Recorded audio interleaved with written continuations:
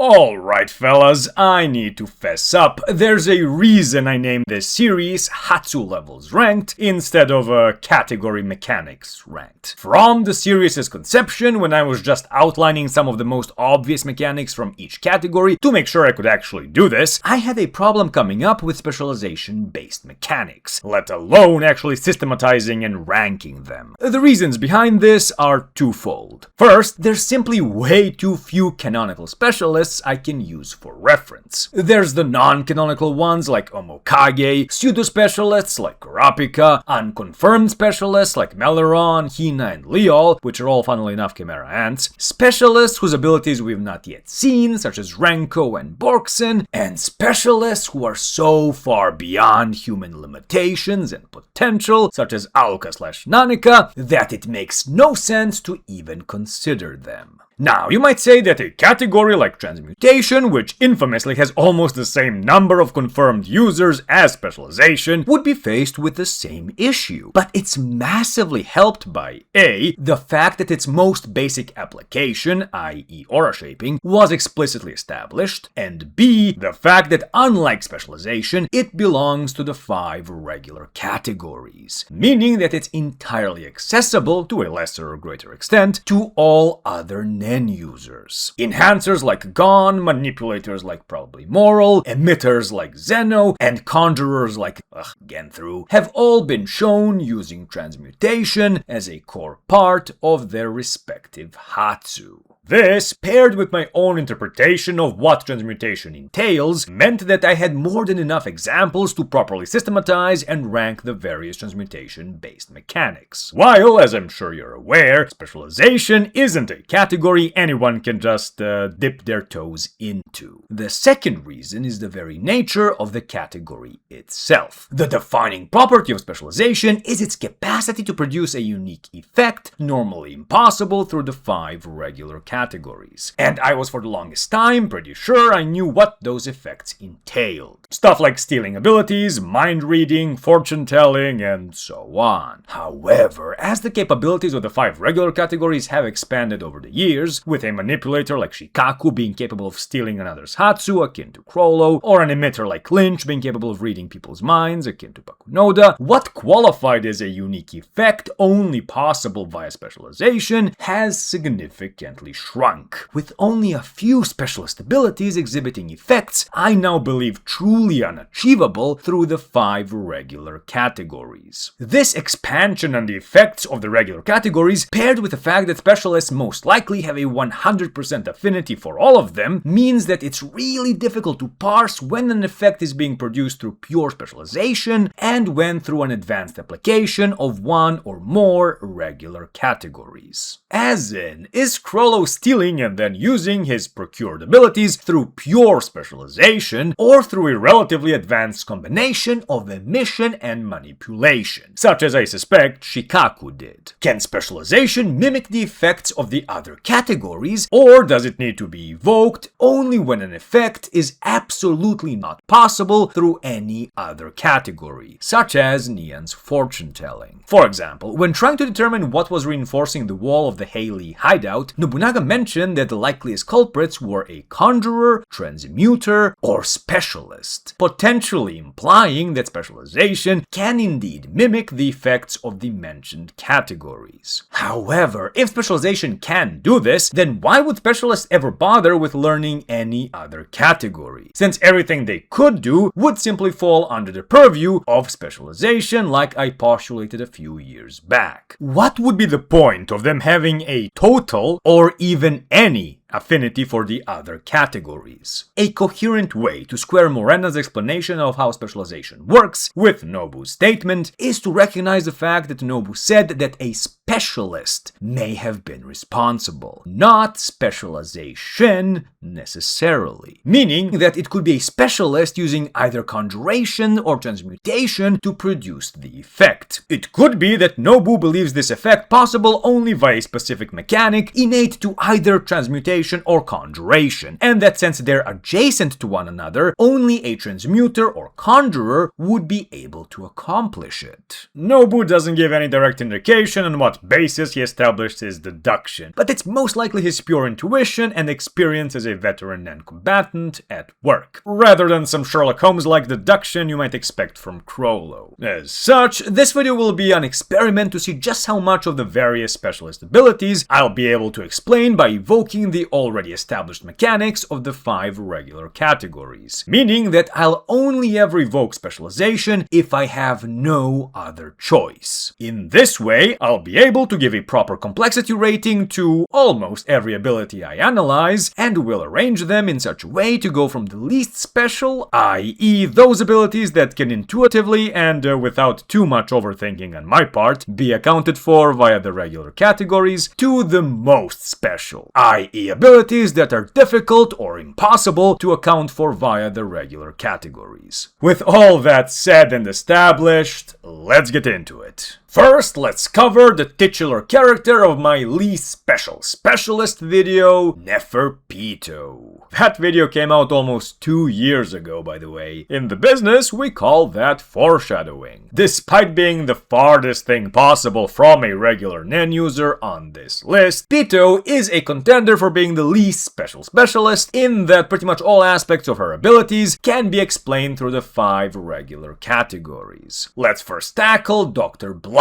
Dr. Blythe was the first ability Pitou manifested, and is a conjured Nen beast that takes the form of a creepy puppet with healing, or maybe more appropriately repair, being its primary function. It was capable of reattaching and fully healing Merum's severed arm within a few hours, and I have to imagine the procedure took that long simply because cutting through and then reattaching Merum's muscle fibers would be more analogous to deep-sea welding than performing an actual operation. It was also able to completely heal Komugi's otherwise fatal abdomen injury in less than an hour. While super useful, the ability does come with a surprising number of restrictions. First, Dr. Blythe is connected through a Nen cord, or perhaps Nen puppet string would be more apt, which is attached to Pitou's tail, and which in turn limits Pitou's movements to a radius of 20 meters from the good doctor, since it cannot move from its initial position. Second, and far more restricting, while Blythe is active, Pitou cannot use Nen for any other purpose, be it any of her other Hatsu or even N. Furthermore, her Ten becomes significantly less potent while the ability is active, making her vulnerable to attacks she could normally shrug off. Now, while all these limitations may seem out of place for a healing type ability, particularly for a world-class Nen user and specialist, they start making sense when you think about the fact that while she may have been a total aura monster, her Nen memory wasn't infinite, and in order to free up space for 2 additional incredibly potent and quite complex abilities, it made sense to put the most stringent limitations on the healing type Hatsu, so as to free up her Nen memory. Remember that despite all that happened, Pitou still hadn't reached her full potential, seeming how her Nen proficiency was ranked at natural by Togashi-sensei, which is quite the chilling thought. Now let's break down Dr. Blythe.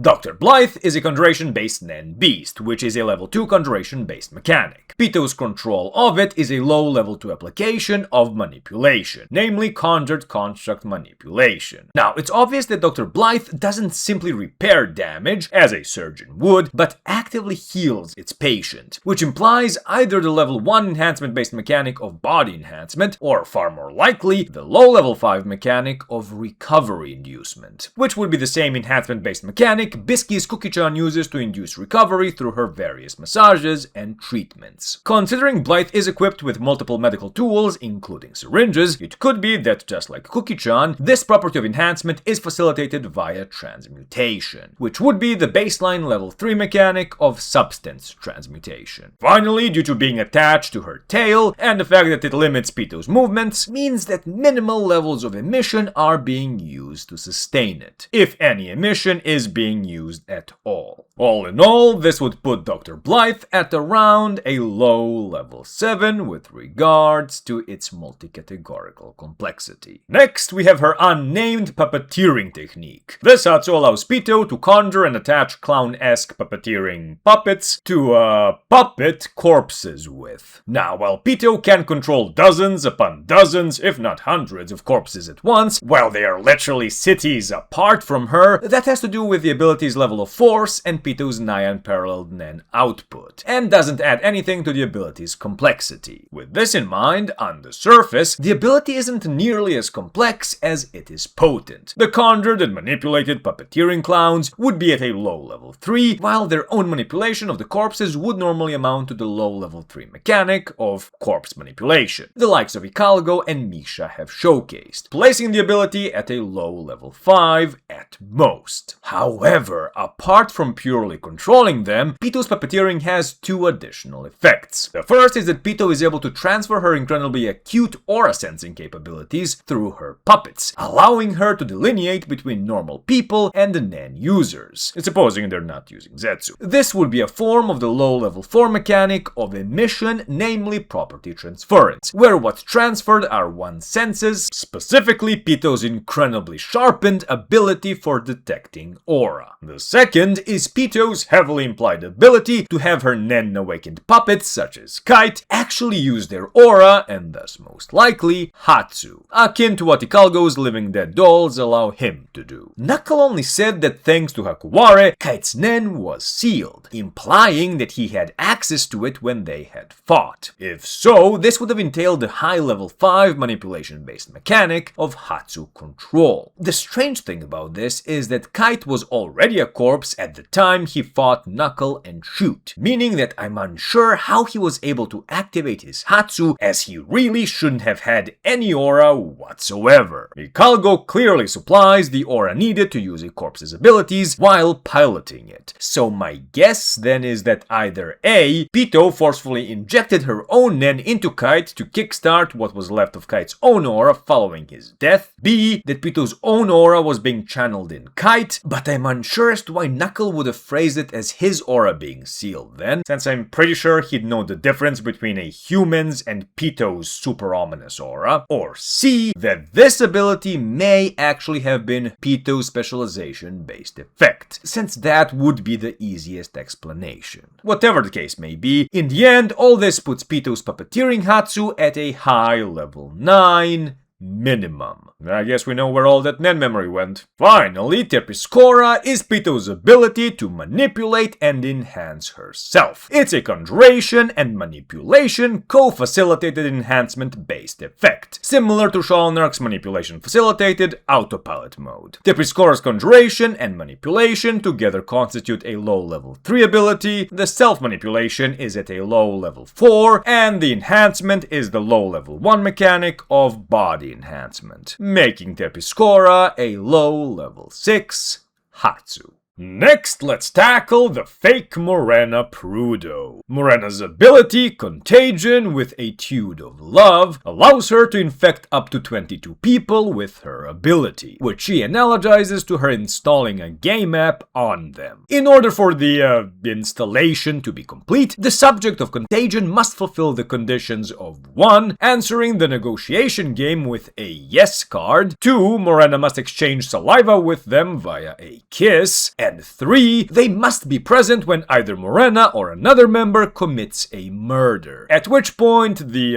installation completes and their status changes from a preliminary level 0 to a proper level 1 member. From there on, they become capable of leveling up, with the murder of a non-Nen user allotting them 1 point, a Nen user 10 points, and the murder of a prince allotting them a hefty 50 points. Upon reaching level 20, they unlock a Nen ability, and are able to further empower it via additional level ups. Upon reaching level 100, the member in question becomes an admin capable of using Contagion and creating his or her own community in the same way as Morena. It's unclear whether or not a member becoming an admin revokes Morena's own admin privileges and dissolves her game, since one of the conditions for Contagion stopping is Morena's death, while the other is the game being cleared. And since we don't know whether clearing the game entails someone reaching level 100 and or the completion of Morena's currently assigned goal, i.e. the killing of everyone aboard the Black Whale, we can't claim anything for certain. For what it's worth, I don't personally think someone reaching level 100 revokes Morena's own privileges, but that's a topic for another video. So, how does Contagion mechanically work? Well, Morena said it herself that her ability is basically an advanced combination of the 5 regular categories, which further lends credence to her claim of specialists having an unbridled affinity for all categories. Let's break it down and see how that claim holds up. First, the negotiation game, which serves as the initiation and interview for the murder cult, incorporates the level 7 manipulation-based mechanic of complete person manipulation, wherein the initiating subject is forced to answer the game with a yes card in case they cheat. The high level 5 enhancement-based mechanic of growth/potential enhancement accounts for the core of the ability, allowing the 22 members to gradually increase their aura capacity and output and even attain whole Hatsu as they level up. Now, it's unclear how much Morena has influence of what ability a member develops, as in, it's uncertain whether she actively manipulates the members into developing a specific ability, whether only their own personalities and desires shape the ability without any direct conscious input, or if they are entirely free to develop an ability of their own choosing, as long as it's not super complex and within their own categorical limitations. Since Morena needs her followers to develop very specific abilities in order to enact her plan, it's most likely that she either manipulates them or that they're free to develop whatever ability they willingly choose, with my money being on the latter. Her being capable of manipulating what ability a person develops would severely decrease the risk of trusting so many unsavory individuals, and I think this risk is partially what allows Contagion to persist. Plus, it makes the most sense from a narrative standpoint, considering the situation Borksen has found herself in as of chapter 410. As such, I won't be adding an additional manipulation effect to Contagion. It'd be great if I had a VPN sponsor for this next one. Morena's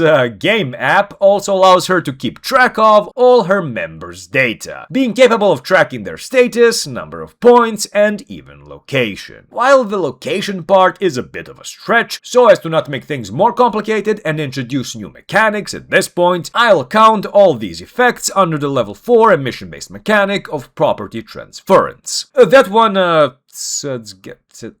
Satsuki's soldier had a radar as an ability, so tracking someone is definitely possible via the 5 regular categories, and emission to me seems like the most intuitive category for that. Borksen also suspected that the app may even involve spyware, allowing Morena to potentially even see and hear what Bork does, but that hasn't been confirmed and would still fall under the same mechanic of property transference. Finally, I strongly suspect that Morena must designate a certain physical space as her hideout, or I guess a game development hub, as a key condition and limitation of Contagion. I say it's her own ability and not an ability of one of her lackeys, because A, when Nobunaga was guessing the source of the aura-enforced walls in chapter 398 I mentioned in the preamble, he suspected that this was a Nen user's stage, with Morena's chilling visage appearing immediately in the subsequent panel. I personally can't interpret that as anything else than Togashi confirming Nobu's deduction. And B, multiple abilities we've seen from her followers use Morena's hideout as a condition and limitation for making their abilities work, and it makes the most sense for Morena to herself be the designator of her own territory. As once again mentioned in the preamble, Nobu suspected that the wall reinforcement effect was either done by a conjurer, transmuter, or specialist, but since we're only evoking specialization-based effects when absolutely necessary, we'll assume it's either the level 3 conjuration based mechanic of territory creation, or a thus far unaccounted for mechanic of transmutation. Probably the same as or similar to the one Moral uses to make his smoke tangible. Whatever the case may be, I'm inclined to view this as an application of transmutation, simply because I like to imagine that the cards Morena uses for the negotiation game are actually conjured. When Bork apologized for accidentally crumpling up her card, Morena mentioned how they use a new set each game, and while they could have a bunch of them printed out, I'm more inclined to think that they are conjured by Morena for the purposes of the game. This would of course entail the level 1 mechanic of object conjuration. If not, then that would mean that we couldn't account for either conjurations or transmutations share in Contagion. And while it's also possible that we simply haven't yet seen the true application of either of these as of yet, I wouldn't particularly like that, since I feel Contagion has already reached the upper threshold of how complex an ability a human human individual would be able to create. Even a talented specialist with multiple limitations and pledges. Oh, and I say individual because unlike Halkenberg's arrow, there's as of chapter 410 no indication that Contagion is a symbiotic type of ability, since it doesn't use other people as direct power sources or as conditions/limitations, i.e. it doesn't make them sacrifice anything or undergo any direct risk as far as we know. This while Halk's followers put their very lives on the line with each activation of his ability. Suffice it to say, Morena's Contagion is at a very high level 10 with regards to its multi-categorical complexity. Furthermore, we do not need to evoke any specialization-based effects in order to make it work. Let's now move on to the big bad boss himself,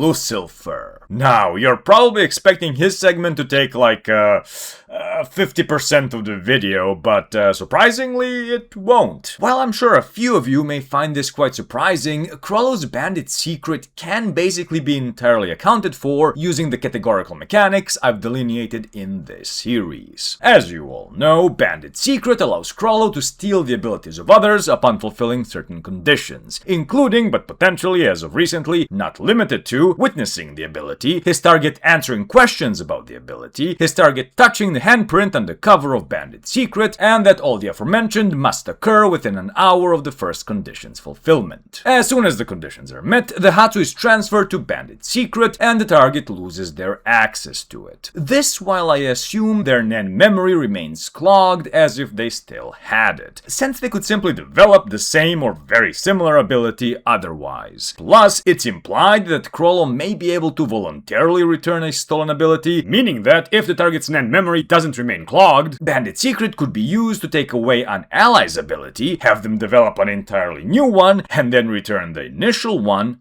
to them. That could lead to a NAND memory super overload, who knows. Anyway, while using the stolen ability, Krollo must further A. abide by the conditions of the stolen ability, and B. keep the book open on the page of the selected ability at all times while it is active. More on that in a bit. Finally, there's also the general condition that an ability will remain in his notebook only as long as its original user remains alive, supposing no post-mortem NAND shenanigans are involved. So, how does Bandit secret work mechanically? The level 1 mechanic of object conjuration accounts for the book. The low level 5 emission-based mechanic of Hatsu transference accounts for the ability theft, while the high level 5 manipulation-based mechanic of Hatsu control accounts for him being able to activate and use the stolen abilities. All this puts Bandit secret at around a low level 9 with regards to its multi-categorical complexity. As you can see, despite pretty much being the poster child for specialist abilities, Bandit secret can pretty much be entirely accounted for via the 5 regular categories. A specialist's affinity for them, and Krollo's hefty limitations and world-class potential. The only real specialist thing about Bandit secret is that Krollo is able to use specialist abilities, such as Neon's lovely Ghostwriter, for example, and it's up in the air whether a manipulator like Shikaku would have been able to do the same. There are 2 more things I need to go into before moving on to our 4th specialist of the bunch. The first is Krollo's bookmark Double Face, which allows him to place it on a particular page and either use the ability in question while the book is closed, which is a necessity for those abilities that require the use of 2 hands, or to use 2 abilities at once while the book remains open. Now, whether or not the bookmark should be considered an ability in its own right or an augmentation of Bandit secret is a bit muddled, since basically in the same breath, Krollo goes on to tell Hisoka that the bookmark is not a separate ability from the book, only to call it an ability that allows him to use 2 abilities at once. But considering his correction of Hisoka's assertion that its existence should mean that the ability's name ought to be Triple Face instead of Double Face, along with the fact that he does explicitly say it's a part of the book, points me to it being more a translation issue than anything else. As such, since I'm viewing the bookmark as nothing more than the augmentation of conditions and limitations on a pre-existing ability, it would make it no sense to assign it any mechanics, and thus complexity,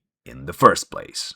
The second is Crollo mentioning how he needs to fulfill the condition of stealing a national treasure in order to unlock the full potential of Bandit's secret, so as to be able to steal particularly powerful abilities. Now, it's unknown whether this was something that was always the case, or whether it was added as an additional limitation to make the bookmark possible. But since it was never mentioned before this, I'm more inclined to think that it was a later addition, and one of his new, annoying limitations Crollo mentioned to Hisoka. Whatever the case may be, the question needs to be asked: what constitutes a powerful ability? Franklin's double machine gun can annihilate a whole ballroom of people and can even one-shot low-level Nen users. Hisoka's bungee gum is one of the most flexible and versatile abilities we've seen. Phaeton's rising sun is one of the most destructive attacks seen from a human in the series. Are any of these beyond Crollo's current limitations? I personally don't think so. All these abilities get their potency from either the user's Nen output and force, their skill and accuracy, or their user's severe activation conditions. But are any of these the criteria by which Bandit's secret would operate? While it's possible and while I may be biased, I believe the best way to go about viewing what Crollo means by particularly potent abilities are complex abilities on par with or even greater than Bandit's secret in terms of complexity. As established, Bandit's secret is around the low level 9, so it's possible that he is currently unable to steal abilities with the same or greater complexity rating than it. Abilities like Morana's Contagion or Halkenberg's Arrow, for example. While I won't go through all of them, the most complex ability Crollo had showcased in his fight against Hisoka was definitely Shalnark's Black Voice, which has a complexity rating of about a high level 8. So this does track.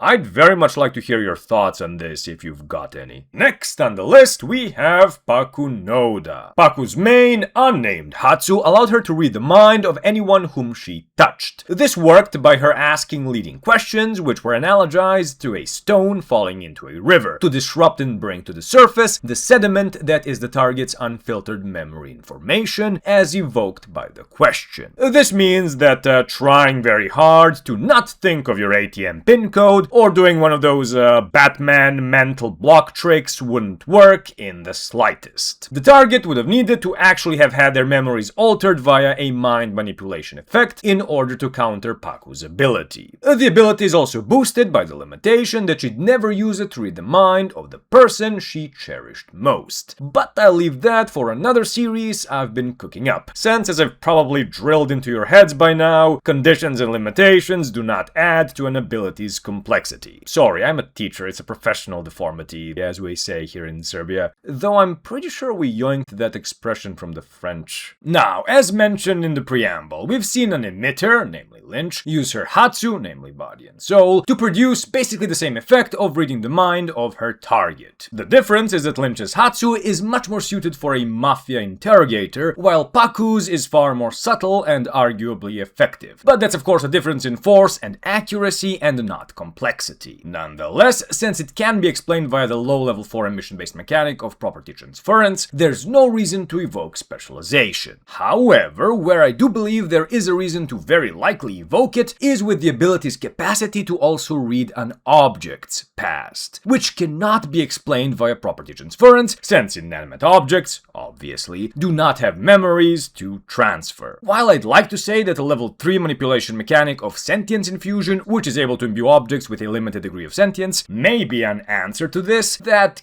can't work, since the sentience would need to be applied retroactively in order for an object's memories to be readable, which doesn't really make sense. As such, since no categorical mechanic I can conceive of can account for this effect, then it must fall within the domain of specialization. Since it's not a mechanic but a unique effect, this means that it cannot be properly categorized with regards to complexity. However, if we analogize it to her mind reading, it would probably make it a low level 4 effect as well, which would put Paku's ability at an overall level 6. Next, Paku's memory bombs allowed her to conjure bullets imbued with either her own memories or those of a person she had already used her main ability on. Shooting someone with anyone else's memories transferred those memories onto them, while shooting a person with their own memories erased them instead. The conjuration of the bullets would entail level 1 object conjuration, transferring the memories onto the bullets, and then the target would entail the aforementioned level 4 mechanic of property transference, while the memory erasure would entail the level 5 manipulation-based mechanic of memory manipulation. Both would also require super basic emission in order to maintain the effects of the bullets when they leave the gun. As such, the memory transference bullets would be at a high level 4, while the memory erasure bullets would be at a high level 5. Overall, I'd assign Paku's memory bombs a complexity rating of about an 8. Let's now move on to one of the two most specialists to have ever specialed, and the scariest dish on the Black Whale, Fourth Prince Terror Sandwich. Before we start, please note that I'll only be covering his own ability and not his guardian spirit beasts. Terror's ability, which I've come to call Beelzebub Ephemeral 10 Seconds, allows him to glimpse 10 seconds into the future upon fulfilling the conditions of entering Zetsu and closing his eyes. This glimpse is instantaneous, meaning that as long as Terror keeps his Zetsu active and eyes closed, he'll always be 10 seconds ahead of everyone else. Then, when he does eventually decide to open his eyes and or rescind his Zetsu, everyone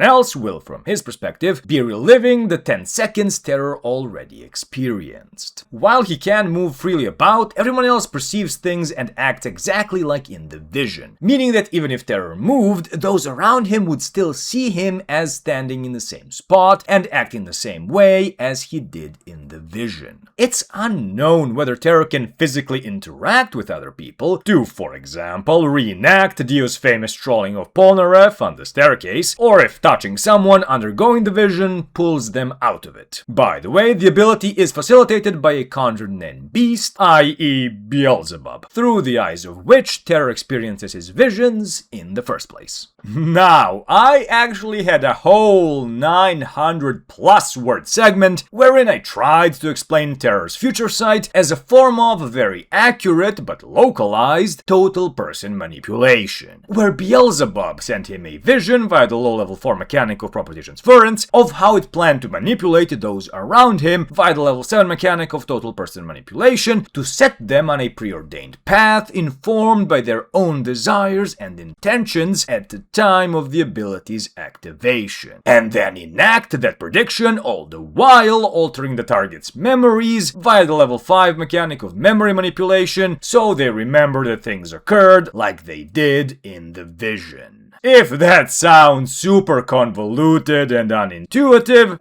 that's because it is, and I must admit that I got all the way to the recording stage before I remembered that Terror's vision included a broadcast of the concert that was going on in the banquet hall, and that this made the whole theory entirely obsolete since it relied on this being a kind of localized, self-fulfilling prediction. While a neat concept for a manipulation-based ability, that kind of ability would need to have a set range, and couldn't have included the broadcast of the concert. This, while a specialization-based ability which allowed its user to actually glimpse the future, would not have a constraint with regards to spatial range. My idiocy wasn't completely for naught, though, since at the very least, I now have a way to, in theory, determine what categorical mechanics would be needed to at least somewhat simulate a specialization-based prediction effect. In so doing, we can determine with at least some accuracy how complex that effect of specialization is, with precognition clocking in anywhere between a high level 5 in case of general predictions, such as Neon's, to a high level 7 in case of very specific ones, such as Terror's. Lower than you expected?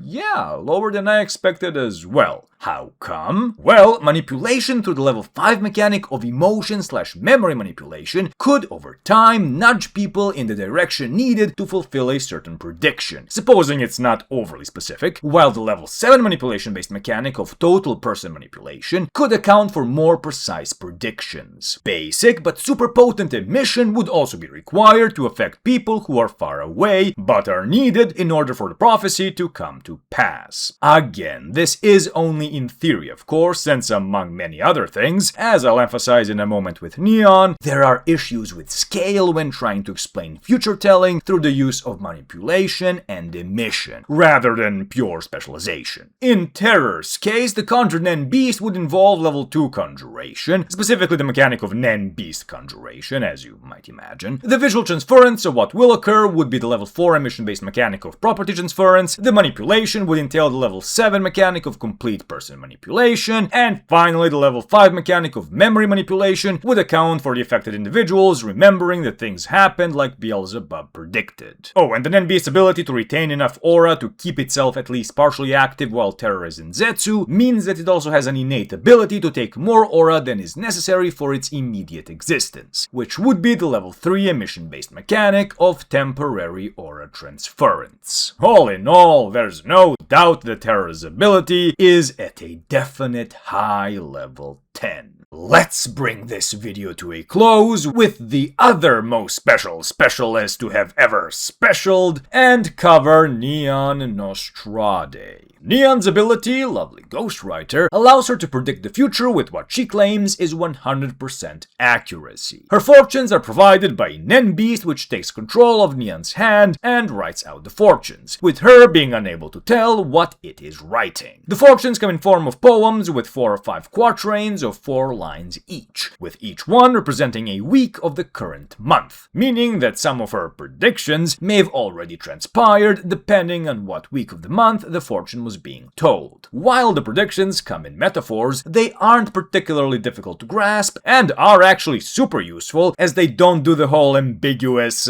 if you go to war a great empire will fall Oracle of Delphi crap. As in, the fortunes predicting events unfavorable to the person will actually contain advice on how the ill-fortunate event can be avoided, without any apparent monkey paw-esque downsides. As a condition for telling her fortunes, she must have the target's name or alias, date of birth, blood type, and picture if they are not present. She is also unable to tell her own fortune. Now, with Terror, I was able to briefly delude myself into actually trying to interpret his future sight as a form of super accurate preset manipulation of the individuals in his vicinity. But this was never an option with Neon's fortune telling, since A, we know that it's uninhibited by range. Her father had her tell the fortunes of numerous powerful individuals, many of whom were most likely hundreds if not even thousands of miles away, and the sheer skill in emission and amount of aura that would be needed to control not only them, but also all the people relevant to the fortune in question would require post-Rosmeruem levels of aura reserves, as it would necessitate the partial or complete manipulation of hundreds, if not even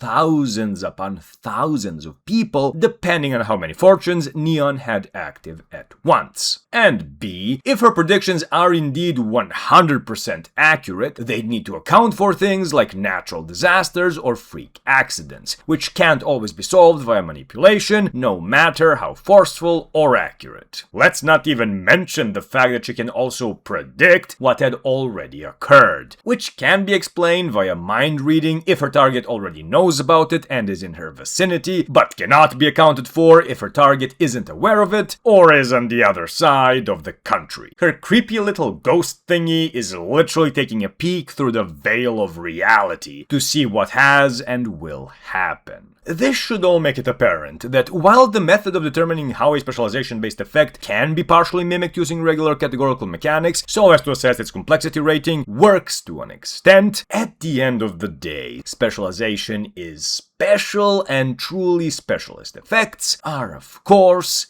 irreplicable. With that disclaimer, how do we go about mechanically explaining and rating Neon's Hatsu? Well, the Nen Beast would necessitate the level 2 mechanic of Nen Beast Conjuration/Emission. Its own movements would necessitate the low level 2 mechanic of Nen Construct Manipulation, while its possession and manipulation of the user would necessitate the low level 4 manipulation-based mechanic of Self-Manipulation, while her fortunes can be accounted for via has a level 5 manipulation mechanic of mind/emotion manipulation. While Terror's visions give him a glimpse a mere 10 seconds into the future, his foresight is incredibly accurate, as it shows him exactly what will occur. This, while Neon's fortunes, which are able to predict one's destiny in the long term, are comparatively much vaguer, not requiring of people to act in super specific ways at super specific times more often than not. As such, those people relevant to the vision can gradually be nudged in the direction needed to fulfill it, without total manipulation being required. All in all, this would put Neon's lovely ghostwriter at around a level 8. While still a bit high considering her lax conditions, this rating nonetheless tracks rather well with Neon's assigned proficiency ranking of excellent.